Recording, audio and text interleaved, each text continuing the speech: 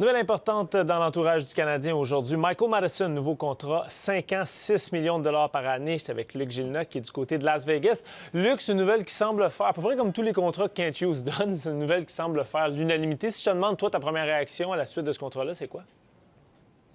Bien, c'est vraiment une bonne nouvelle parce que, premièrement, c'est le club le plus jeune de la Ligue nationale et ça prend des vétérans et des bons vétérans pour entourer ce groupe-là. Matheson avec Anderson et Gallagher sont les seuls joueurs dans la trentaine. Et Matheson, c'est vraiment un bon vétéran. C'est un gars qui aurait pu aller chercher plus d'argent ailleurs. J'en suis vraiment convaincu s'il avait attendu d'avoir droit à son autonomie le 1er juillet.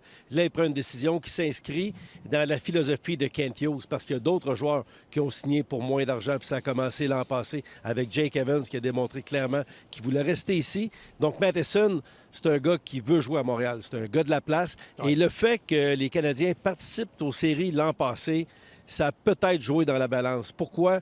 Parce qu'il a vu la frénésie qui s'est emparée de Montréal. Il nous racontait qu'il allait porter ses enfants à l'école le matin.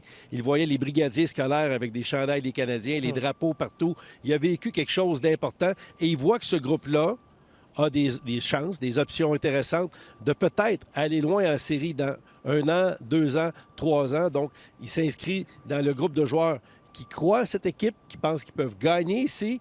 Et également, bien, il aime ça, Montréal. Il est bien, il a grandi ici, sa famille est ici. Il est vraiment bien adapté. Puis, tu sais, il y en a un paquet de joueurs qui nous répètent ad nauseam, je veux rester ici, je suis bien ici, c'est ma place. Mais le 1er juillet, sont les premiers à même pas faire leur valise, à partir en courant puis à demander à la femme de chambre qu'elle mette tout d'un sac puis qu'elle envoie ça à la nouvelle adresse. Tu sais, Luc, transportons-nous à la saison dernière puis à l'été, OK? Tu as Lane Hutson qui connaît une saison recrue formidable, puis le Canadien fait l'acquisition de Noah Dobson. On se disait tous, OK, là, il commence à manquer de place pour Michael Matheson. Et moi, le premier, je pensais que le Canadien allait l'échanger pour aller chercher du renfort à l'attaque parce que je pensais que pour la glace qui allait être disponible pour lui, il allait coûter trop cher. C'est carrément le contraire. C'est le défenseur. Malgré Kaden Goulet est blessé, mais malgré la saison de Hutson, malgré l'arrivée de Dobson, c'est le défenseur le plus utilisé du Canadien, 10e dans la Ligue nationale. Temps de glace de 24 minutes 50.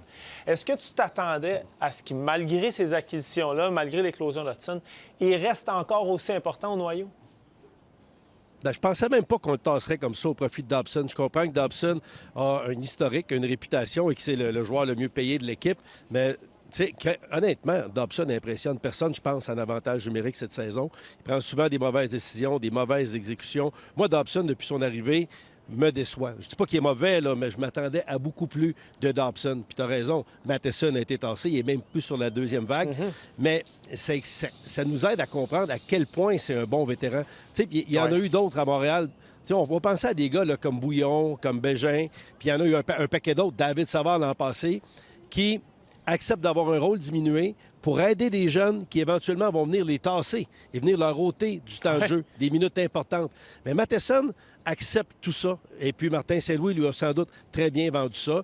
Il joue en désavantage numérique. Il était sur la patinoire 11 minutes mercredi à Salt Lake City contre le Mammouth en 3e période. Mais tu sais, dans tout ça, il est tout le temps serein. Puis il y a une autre affaire de Matheson. Quand le Canadien perd là, 7-2, 7-3, là, les gars sont cachés dans la douche en arrière, puis il n'y en a pas beaucoup qui se pointent. Quand ça va bien, quand ils gagnent, ils sont tous là. Quand ils perdent, qui est là? Pas compliqué, là. Le capitaine, ses adjoints. Suzuki, parce qu'il n'y a pas le choix. Puis Gallagher, Matheson, eux autres sont tout le temps là, ils se présentent. Et c'est vraiment un gars important dans cette équipe-là. C'est un bon vétéran. Puis c'est un bon défenseur aussi. Il n'a pas ralenti. Non. Il n'a pas ralenti. Puis, tu sais, avec le coup de patin extraordinaire qu'il a et le stamina, les capacités pulmonaires qu'il a également, il peut faire des présences d'1 minute et demie sans le sentir à bout de souffle, comme Brandon Gallagher qui est pratiquement, qui veut mourir après 30 secondes. Bien, tu te dis, ce gars-là, il va pouvoir être efficace très, très longtemps dans sa carrière. Il me fait penser, je n'embarque pas le talent là-dedans, là, mais juste un gars comme Niklas Lidstrom qui pouvait jouer des tonnes de minutes. Puis tu disais, va-tu avoir besoin de prendre sa douche? C'est Matheson, c'est pareil. Oui, c'est vrai qu'il y a un coup de patin fluide qui fait probablement aussi qu'il y a à peu près personne. Tu sais, Michael Matheson, il a 31 ans. À 31 ans, un contrat de 5 ans, ça pourrait. Tu sais, exemple, Brendan Gallagher, je veux dire, c'était pas du tout la même chose. Michael Matheson, il y a à peu près personne qui pense qu'il va peut-être ralentir un petit peu, mais pas au point de plus être efficace quand il va arriver à avoir 34-35 ans.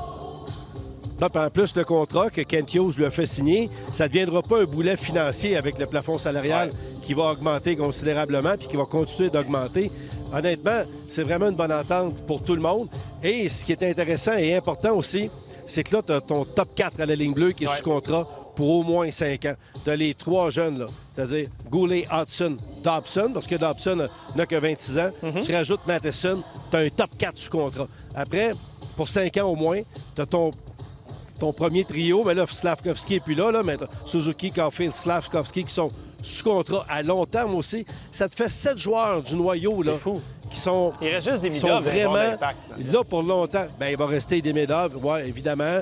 Plus tard à ça, il va s'ajouter peut-être un gardien de but qui est à Laval, Fowler, bien évidemment, peut-être Michael Age, avec quelques vétérans qui vont pouvoir venir se greffer au fil des années. Puis sincèrement, Kent Hughes est en train de bâtir une équipe gagnante, pas pour 1 an puis 2 ans, mais pour 5, 6, 7 ans peut-être.